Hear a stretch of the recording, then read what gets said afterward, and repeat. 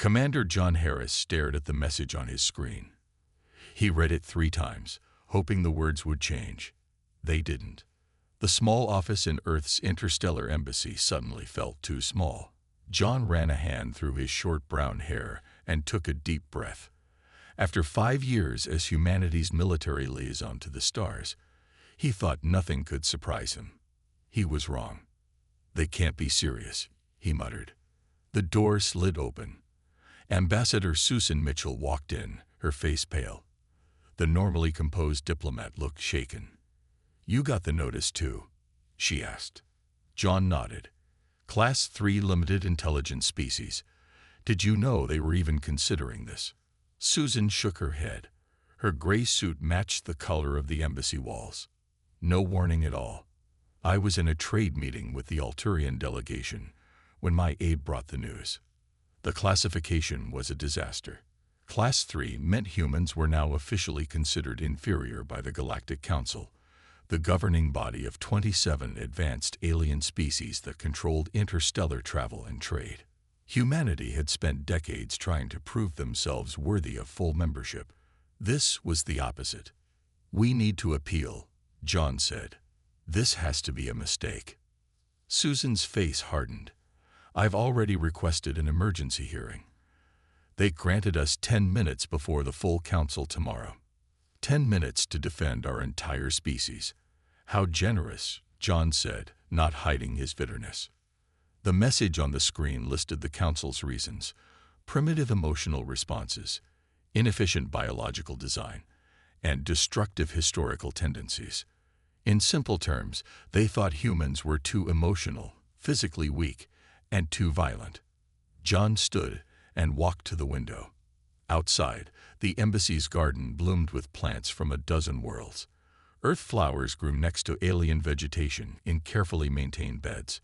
It had been a symbol of cooperation and exchange. Now it felt like a cruel joke. "What happens next?" he asked. "Restricted space travel. No access to advanced technology. And they're assigning us supervisors." Susan's voice cracked slightly. "The Chlorlaxians." John winced. The Chlorlaxians were reptilian aliens known for their cold logic and lack of emotion. They saw feelings as weaknesses. They would make terrible overseers for humans. "We have 1 galactic standard year to accept their terms," Susan continued. "If we refuse, they'll cut all ties with Earth." The embassy comms unit beeped. A 3-dimensional image appeared above the desk, a tall, scaled being with vertical pupils and a rigid posture. Ambassador Kex of the Chlorlaxian Directorate. Ambassador Mitchell. "Commander Harris," the alien said in a flat voice, "I trust you have received the Council's decision." "We have," Susan replied carefully. "We plan to appeal." "That is your right," Kex said, "though the evidence against your species is substantial. I have been appointed as your developmental supervisor. My team will arrive on Earth in 3 days to begin our assessment." John stepped forward. "Isn't that premature?" "The appeal is unlikely to succeed," Kex interrupted. "But we will proceed according to protocol. Preparations for our arrival should begin immediately. We require facilities for 50 Chlorlaxian advisors." The alien's cold eyes studied them both. "I suggest you focus on acceptance rather than resistance." The Council's decision was unanimous. The image disappeared before either human could respond. "Unanimous," John whispered. "Even the Aldarians voted against us. I thought they were our allies." Susan slumped into a chair. "We need to inform Earth. The President needs to address the United Nations immediately." John nodded. "I'll prepare a security briefing. The military will want to know what this means for our defense forces." Susan looked up, her eyes suddenly sharp. "Tell them to be careful what they put in writing. I wouldn't be surprised if the Chlorlaxians are already monitoring our communications." As John turned to leave, Susan called after him. "And John, let's keep hope alive when we talk to people back home. This isn't over." He paused at the door. "No, it's not. If the Council thinks humans give up easily, they're about to learn otherwise." Outside, stars twinkled in the artificial sky of the embassy dome. Somewhere out there, 27 alien species had just made a serious mistake. They had underestimated humanity. The news spread across Earth like wildfire. People gathered in homes, bars, and public squares to watch their screens. Protests erupted in major cities. Some people cried. Others shouted in anger. President George Lambert stood before the United Nations General Assembly. His tall figure seemed weighed down by the burden of his message. "Today, we face a challenge unlike any in human history," he said. The room was completely silent. "The Galactic Council has classified our species as inferior. They question our intelligence, our emotions, and our right to travel among the stars." Delegates from 193 nations watched with grim faces. Some took notes. Others simply stared. "We will not accept this judgment," the president continued. "Humanity has overcome countless obstacles. We have survived ice ages, plagues, and our own destructive tendencies. We will overcome this too." The speech was broadcast to billions around the world. In a secure room behind the assembly hall, a different meeting took place. Dr. Megan Collins pushed her glasses up and looked around the table. As the world's leading physicist specializing in alien technology, she had been called to New York immediately after the news broke. "We need to respond," said Navy Commander Alan Phillips. His uniform was crisp, his expression serious, but not in the way they expect. 10 people sat at the table: scientists, military leaders, and diplomats from different countries. They represented Earth's best minds. "The Exorlaxians arrive in 2 days," said Foreign Minister Yuki Tanaka of Japan. "They expect us to beg or threaten. We must do neither." Dr. Collins opened her tablet. "I've been studying their technology for years. There's something important everyone is missing." She displayed a hologram showing brain scans. "This is a human brain, and this is a Exorlaxian brain." The differences were clear even to non-scientists. The human brain had more connections between different areas. The alien brain was more structured and specialized. "They think differently," she explained. "Very logically, very predictably. What if that's not actually superior? What if our messy emotional thinking gives us advantages they don't understand?" Commander Phillips leaned forward. "You mean our unpredictability could be a strength?" "Exactly," Dr. Collins nodded. "They see emotions as primitive, but emotions drive creativity, innovation, and adaptation." The room grew quiet as people considered this idea. "We need proof," said Minister Tanaka. "Theories won't change the Council's mind." President Lambert entered the room, his public address complete. Everyone stood until he waved them down. "I've authorized a special project," he announced. "While we publicly negotiate with the Council, we will secretly prove our worth." He pressed a button, and the wall screen showed a massive underground facility. "This is beneath the Rocky Mountains. It was built during the Cold War and expanded when we first contacted alien life. Starting today, it's the headquarters of Project Descendants." Dr. Collins and Commander Phillips exchanged glances. "Dr. Collins, Commander Phillips, you will lead this project," the president continued. "I'm giving you our best people and resources. Your mission is simple but vital. Demonstrate human capability in ways the Council cannot ignore." "How do we do that, Mr. President?" Commander Phillips asked. "That's for you to determine, but do it quickly. Once the Exorlaxians establish themselves here, our freedom to act will be limited." Later that day, military transports began moving people and equipment to the mountain facility. Scientists, engineers, and military specialists were told only that they were needed for a critical national security project. Dr. Collins stood at the entrance of the underground complex, watching people arrive. The weight of the task ahead was enormous. "Do you think we can do it?" Commander Phillips asked, stepping beside her.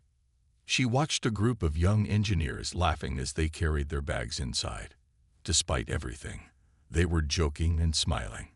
"Yes," she said, "because we have something the Council doesn't understand." "What's that?"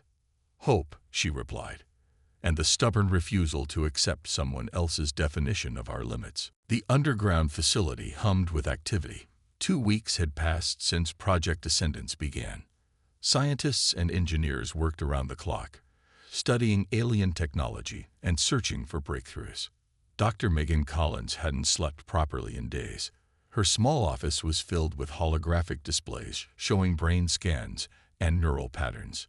Coffee cups littered her desk. "I found something," she whispered to herself, eyes wide. She tapped her communication badge. "Commander Phillips, can you come to my lab now?" 10 minutes later, Commander Phillips arrived.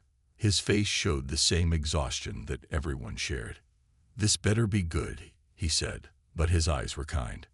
"It's better than good." Dr. Collins pointed to a display showing a spinning human brain next to an alien one. "Look at the neural pathways when solving problems." She pressed a button, and both brains lit up with activity. The alien brain showed organized, sequential patterns. The human brain looked like a fireworks display, with connections jumping between different regions. "The council species all think linearly," she explained. "Their brains are specialized and efficient, but rigid. Our brains make unusual connections. We use emotion, memory, and intuition together." Commander Phillips leaned closer. "And that matters because it makes us unpredictable and creative. Look at this." She showed a simulation of problem-solving approaches.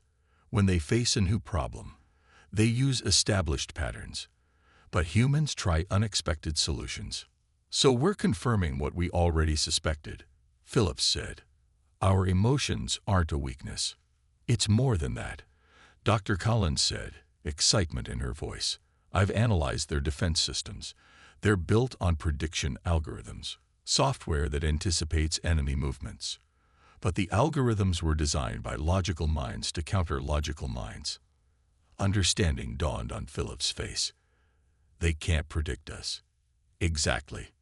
Their conversation was interrupted by a call from the main entrance. "Commander, the Thorlaxian inspection team is here." Phillips grimaced. As promised, the Thorlaxians had established a presence on Earth. Weekly inspections of major facilities were part of their supervision duties.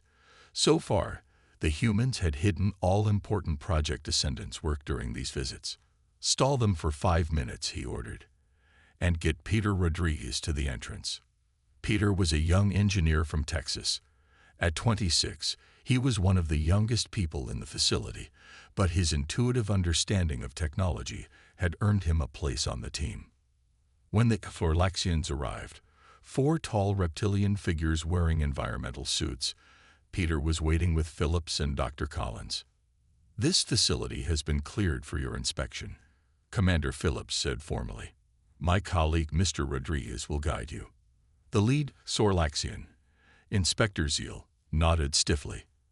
"Our scans show unusual power usage in this facility.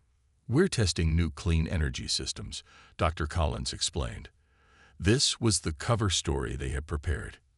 As the group moved through the facility, one of the Thorlaxians' devices began to malfunction. It sparked and emitted a high-pitched noise. "Atmospheric analyzer failure," Inspector Zeal said with annoyance. "A replacement will be needed." Peter stepped forward without hesitation. "May I?" he asked, holding out his hand. The Thorlaxian hesitated, then handed over the complex device. Peter examined it for only a few seconds before taking a small tool from his pocket. He popped open a panel, twisted 2 components, and blew gently on a sensor. The device immediately stopped sparking and returned to normal function. Inspector Zeal took the device back, vertical pupils widening slightly. "How did you know to do that?" Peter shrugged. "Just seemed like the connection was reversed, and the sensor was dusty. It felt right." "It felt right," the Thorlaxian repeated slowly, looking at Peter with new interest, without diagnosing the specific fault or consulting the manual. "Sometimes you just have to trust your gut," Peter said with a smile. The Thorlaxians exchanged glances. Their expressions were hard to read, but something about their posture suggested confusion, perhaps even concern. After the inspection, Phillips found Dr. Collins in her lab. "Did you see their reaction to Rodriguez?" he asked. She nodded. "He did exactly what my research shows, solved a problem intuitively, in a way they couldn't predict." "They dismissed it," Phillips said, "but they were unsettled." "Good," Dr. Collins replied. "That's just the beginning. Now we need to find a way to prove our value on a larger scale." Lisa Garcia sat in a small room filled with screens and strange equipment. At 29, she was the best linguist on the project. She had learned 6 Earth languages by age 20. Now she was learning alien ones. For 3 days straight, she had been listening to encrypted council communications. Her eyes were red from lack of sleep, but she refused to stop. Something important was happening, and she needed to know what. The door opened. Peter Rodriguez walked in with 2 cups of coffee. "You look terrible," he said with a friendly smile. "Commander Phillips said I should make sure you eat something." Lisa took the coffee gratefully. "Thanks, but I'm close to breaking this new encryption. The Corlaxians changed their codes yesterday." Peter set a sandwich next to her keyboard. "What's so urgent?" "We've been monitoring their communications for weeks." Lisa typed rapidly, adjusting algorithms on her screen. "There's increased chatter about something called Vraken. The council seems worried." "Vraken? I've never heard of them." "Me neither. But whatever they are, they've got the council scared." A series of symbols suddenly appeared on her main screen. Lisa's eyes widened. "I did it. Full decryption." She began reading quickly, translating the alien text. As she did, her expression changed from excitement to concern. "Peter, get Commander Phillips and Dr. Collins here now." 20 minutes later, the room was crowded. Commander Phillips, Dr. Collins, and 3 other project leaders stood behind Lisa as she explained her discovery. The Vraken are marauders, pirates who attack council worlds. According to these reports, they're planning a major assault on several key systems, including the council headquarters. "Why is this our concern?" asked one of the military officers. "Let the council handle their own problems." Lisa pulled up more translations. "Because the council can't predict the Vraken attacks. Their defense systems are failing because..." She looked at Dr. Collins meaningfully. "The Vraken don't think or fight logically. They're chaotic and unpredictable." Dr. Collins understood immediately. "Just like humans." Commander Phillips paced the small room. "This could be our opportunity. If we can warn the council and help them against an enemy they can't handle, they might reconsider our classification." "But will they even listen?" Peter asked. "They've dismissed everything we've said so far." "They'll listen to Ambassador Mitchell," Commander Phillips said. "We need to get this information to her immediately." 2 days later, Ambassador Susan Mitchell stood before a mirror in the Earth Embassy, adjusting her formal diplomatic uniform. John Harris waited nearby, equally formal in his commander's dress uniform. "Are you sure about this, Susan?" he asked quietly. "If we're wrong, we'll just confirm their opinion of us as irrational." "We're not wrong," she replied, straightening her collar. "Dr. Collins' team has verified the intel 3 times. The attack is coming, and soon." A soft beep from Harris's communication device interrupted them. "The council has granted us our 10 minutes," he said, "but they're calling it our final appeal. They don't expect to change their minds." Ambassador Mitchell smiled thinly. "Good. Let them underestimate us one more time." They walked through the grand hallways of the council headquarters, a massive space station orbiting a neutral star. Representatives of 27 species watched them pass, some with pity, others with disdain. The council chamber was enormous. Curved rows of seats surrounded a central speaking platform. The most powerful beings in the galaxy looked down at the 2 humans with cold interest. Ambassador Mitchell of Earth announced the Melnorian Chancellor, an ancient being with translucent skin. "You may present your final appeal of humanity's classification." Susan took a deep breath and stepped forward. Behind her, Commander Harris activated a small device in his pocket, a transmitter designed by Peter Rodriguez. It would plant monitoring bugs throughout the chamber, giving Earth eyes and ears in the Council's most private meetings. Esteemed Council members, Susan began, her voice strong. I come not only to appeal our classification, but to deliver a warning. Your worlds are in danger, and humanity offers its help. Murmurs and translated whispers filled the chamber. Some laughed. The Exorlaxian representative stood. Another emotional human display. The reptilian diplomat said dismissively, now they invent threats to make themselves seem valuable. Susan's eyes narrowed. This was exactly what she had expected. The real mission, planting the monitoring devices, was already succeeding. Whether they believed her warning or not, Earth would now have a direct window into Council activities. The Vraken are not an invention, she said calmly. And when they come, you will need us more than you know. Ambassador Mitchell and Commander Harris returned to Earth with grim faces. The Council had dismissed their warning completely. In their 10-minute appeal, they had been treated like children bringing wild stories to adults. At least the monitoring devices are working, Harris said as their shuttle approached the secret Rocky Mountain facility. 3 days had passed since their return when alarms blared throughout the complex. Lisa Garcia burst into the main command center where Dr. Collins, Commander Phillips, and Ambassador Mitchell were meeting. It's happening, she shouted, her tablet clutched tightly in her hand. The Vraken attack has begun. They rushed to the monitoring room. The screen showed chaos. Strange ships with jagged designs were swarming around the Council headquarters. Defensive barriers flickered and failed.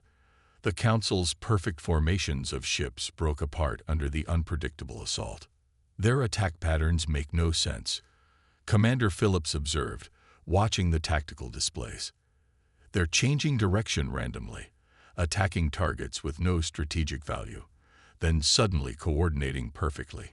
Just as we predicted, Dr. Collins said quietly. The Council's defense systems rely on logic and patterns. They can't adapt to this. They watched in silence as the Council forces fell back. The Vraken broke through the outer defenses of the headquarters station. Alarms flashed across the screens. They're trapped, Ambassador Mitchell realized. The Council members have no way to escape. President Lambert joined them, his face solemn. He had been briefed on the situation immediately. What are our options? He asked. Commander Phillips pointed to a different screen, showing a hangar deep within the mountain. 5 sleek ships waited there, unlike any Earth had publicly revealed. Project Descendants didn't just study alien technology, he explained. We improved it. These prototype ships use Dr. Collins' understanding of alien systems, combined with human intuitive design. How soon can they launch? The President asked. Immediately. We've been training crews for weeks. President Lambert looked around the room, meeting each person's eyes. This is not our fight. The Council declared us inferior and unworthy. We have no obligation to help them. The room was silent. And yet, he continued, if we do nothing, billions of innocent beings on Council worlds will suffer, and humanity will never have a chance to prove our worth. He straightened his shoulders, launched the ships, saved the Council. Within an hour, 5 ships rose from hidden mountain launchers and accelerated to orbit. Each carried a small but elite crew, including Peter Rodriguez as chief engineer and Lisa Garcia as communications specialist. Commander Phillips led the mission from the flagship, named Hope. All ships report ready, his second-in-command announced. Awaiting your orders. Phillips took a deep breath. They were about to make history, or die trying. Set course for Council headquarters. Maximum speed. The ships disappeared into the darkness of space, using technology the Council didn't know humans possessed. Dr. Collins watched from the command center, her heart pounding. Do they have a chance? Ambassador Mitchell asked quietly. The Vraken are strong, Dr. Collins replied, but they've never faced humans before. We're even more unpredictable than they are. The journey would take 12 hours at their best speed. Everyone knew the council might fall before they arrived, but humans had always been good at beating the odds. Aboard the Hope, Commander Phillips addressed his crew over the intercom. Men and women from different countries and backgrounds looked up from their stations. "We're heading into a battle between forces that both consider us inferior," he said, "but we know better. For all of Earth's history, we've faced challenges that seemed impossible. We've adapted, improvised, and overcome. Today we do it again, not just for ourselves, but for a galaxy that needs what only humans can provide." Peter Rodriguez looked around at his fellow crew members. Some seemed scared, others determined. All were focused on their tasks. "What's that?" he asked, pointing at a strange device the commander wore on his wrist. Phillips smiled slightly. "It's something Dr. Collins created. She calls it an unpredictability generator. It helps us make tactical decisions that no logical mind would expect." "Will it work?" someone asked. "We're about to find out," Phillips replied. "The Vraken think they're the most chaotic force in the galaxy. They're wrong. Humanity is coming." The human fleet dropped out of faster-than-light travel near the council headquarters. The scene before them was worse than they had expected. Debris from destroyed ships floated everywhere. The once magnificent station was damaged, with sections venting atmosphere into space. Vraken ships swarmed around it like angry insects. "Status report," Commander Phillips ordered, his voice steady despite the chaos on the view screens. 27 Vraken attack ships surrounding the station, his tactical officer reported. "Council defenses are down to 30%. Their remaining ships are in disarray." Lisa Garcia listened to the communications channels. "I'm picking up distress calls from inside the station. The council chamber is sealed, but Vraken boarding parties are trying to break in." Commander Phillips activated the fleet channel. "All ships, this is Phillips. Remember your training. Don't think like they expect. Activate unpredictability generators and prepare for my signal." Peter Rodriguez checked the strange device attached to the ship's control systems. Dr. Collins had created 5 of these units, one for each ship. They used quantum fluctuations to suggest tactical options no logical mind would consider, essentially turning randomness into an advantage. "Generators online," Peter confirmed. "Sir, the Vraken have noticed us. 3 ships are breaking off to intercept." Phillips smiled slightly. "Good. They're curious about us. Let's show them something they've never seen before." He pressed a button on his control panel. "All ships, execute pattern chaos."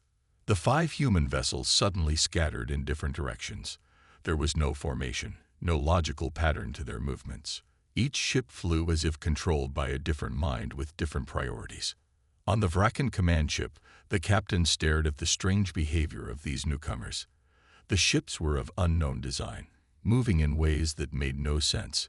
His tactical computers tried to predict their next moves and failed completely. "New ships identified as Earth vessels," his second reported with surprise. "Humans.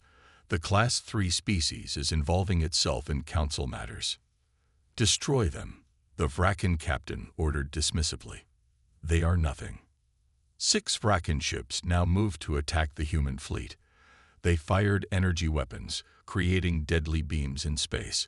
But the human ships weren't where they were supposed to be. They moved like dancers, never where the Vraken aimed. Aboard the Hope, Commander Phillips felt the ship shudder as it made a turn no council ship would attempt. The unpredictability generator had suggested a maneuver that brought them directly between 2 Vraken vessels. "Fire," Phillips ordered. The human weapons were surprising too. Instead of the standard energy beams used by council ships, they fired projectiles that split into dozens of smaller pieces, creating a cloud of destruction impossible to evade completely. 2 Vraken ships spun out of control, damaged by the unexpected attack. The others pulled back in confusion. "They're regrouping," the tactical officer warned. 15 ships now heading our way."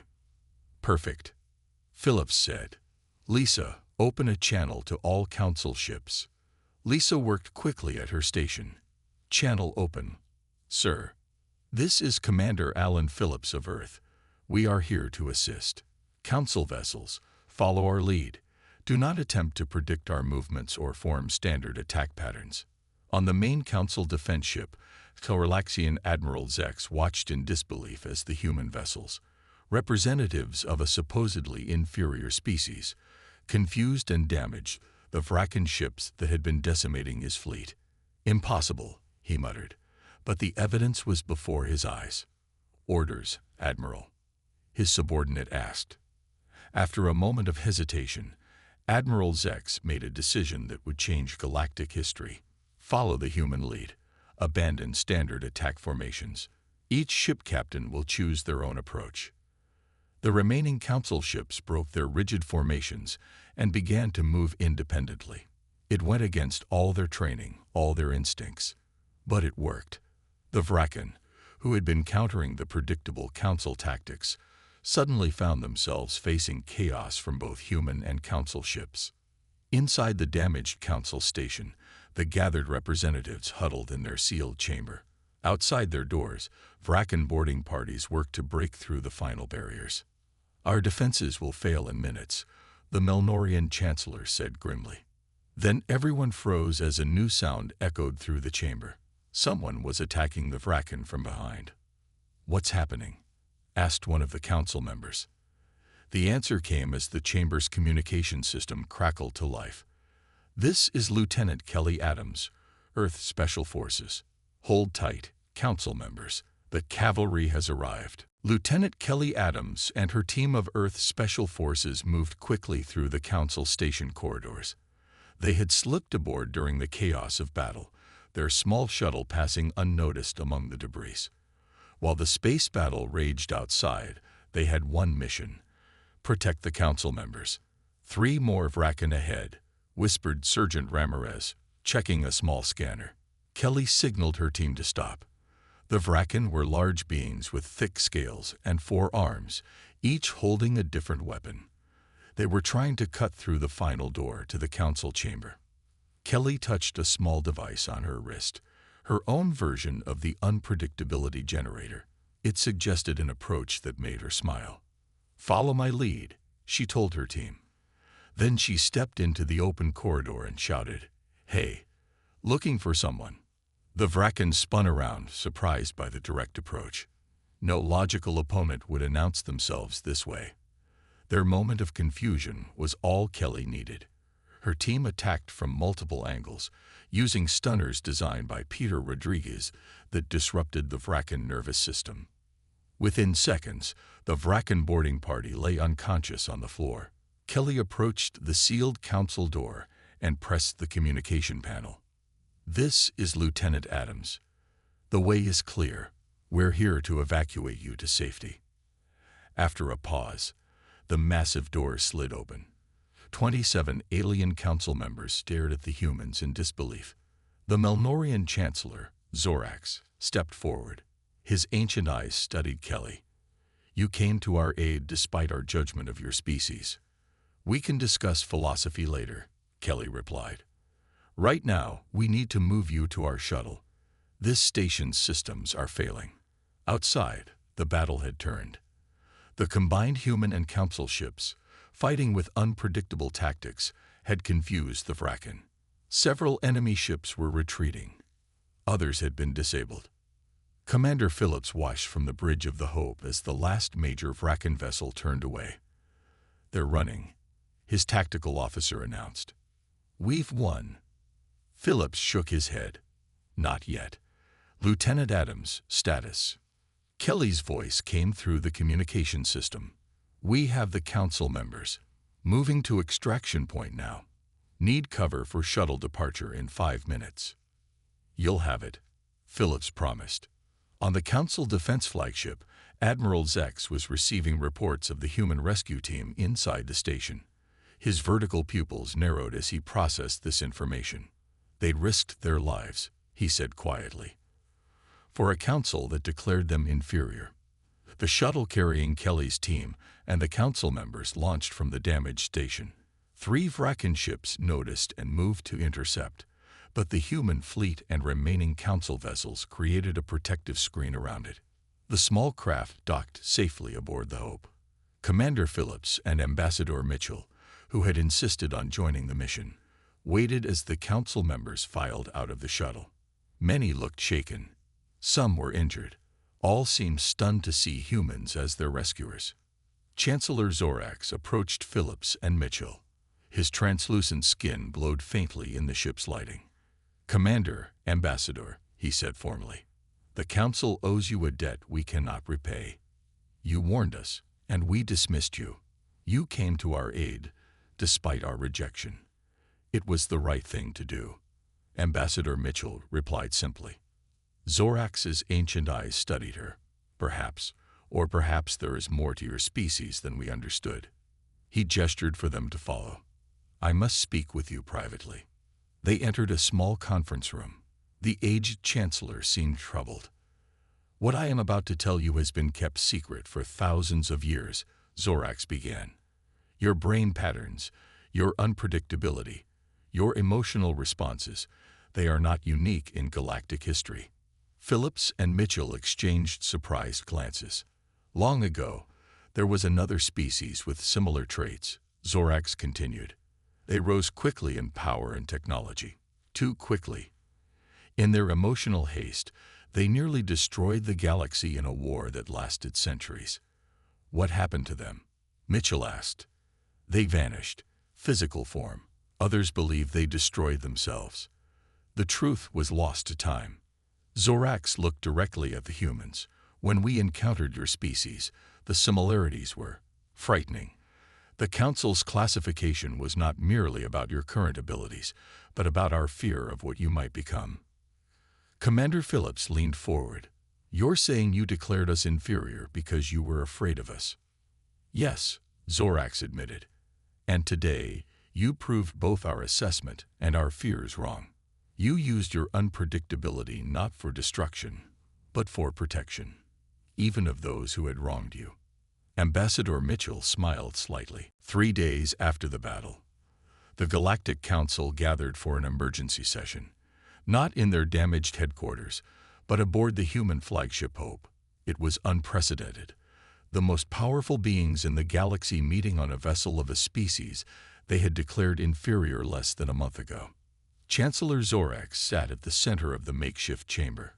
Council members from 27 worlds filled the room, along with key human representatives: Ambassador Mitchell, Commander Phillips, Dr. Collins, and President Lambert, who had traveled from Earth for this historic moment. "This emergency session will come to order," Zorax announced. "Our first and only agenda, the reconsideration of Earth's classification." Murmurs filled the room. The Xorlaxian representative stood. Admiral Zex had taken the place of the previous Thorlaxian council member, who had resigned after the battle. "Chancellor, respected council," Zex began, "I witnessed the human tactics firsthand. Their unpredictability and emotional responses made them effective against the Vraken. But these same traits make them potentially dangerous to galactic stability." Ambassador Mitchell frowned, but before she could respond, Zex continued. "However, I also witnessed something unexpected.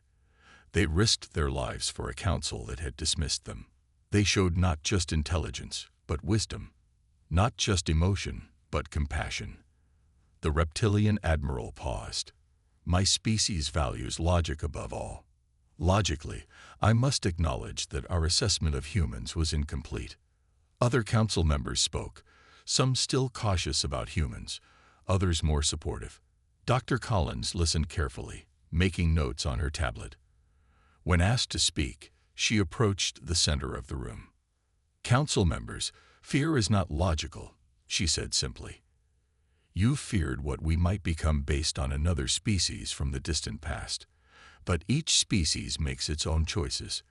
Judge us by our actions, not your fears." Chancellor Zorax nodded slowly. "Well said, Dr. Collins." He turned to the assembled council. "I propose a new classification for humanity. Class 1 emergent species with specialized potential." The room erupted in discussion. Class 1 was the highest designation. Usually reserved for founding council races, it would grant humans full rights to interstellar travel and technology access.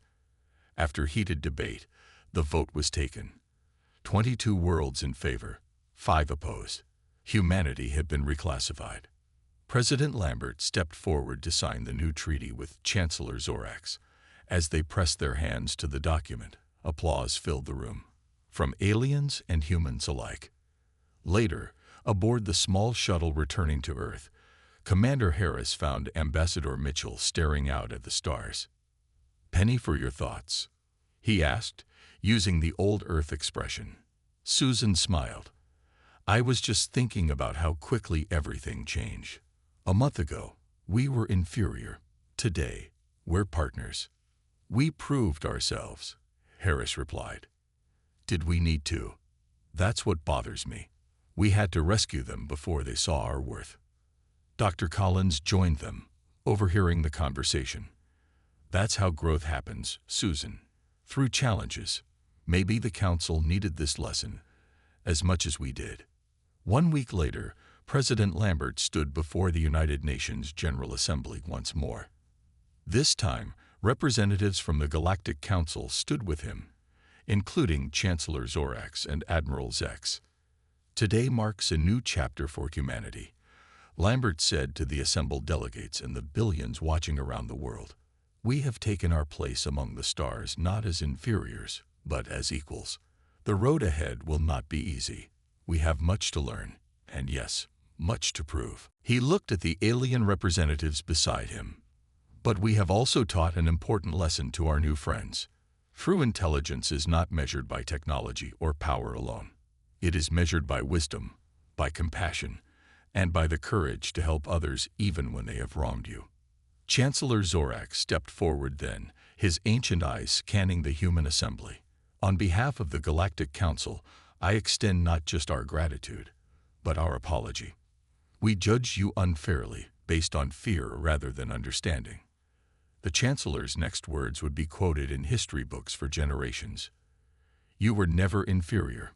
You were simply different, and in that difference lies strength the galaxy desperately needs." As the ceremony concluded, Commander Phillips found himself standing next to Admiral Zex. "Was it worth it?" the Ectorlaxian asked quietly. "Risking your lives for those who dismissed you?" Phillips smiled. "That's a very human thing to do, Admiral. We don't help others because they deserve it. We help because it's right." "An emotional response," Zex noted. "Yes," Phillips agreed. "And aren't you glad we didn't logic our way out of saving you?" For the first time, Phillips saw what might have been a smile on the reptilian face. "Indeed, Commander. Indeed we are."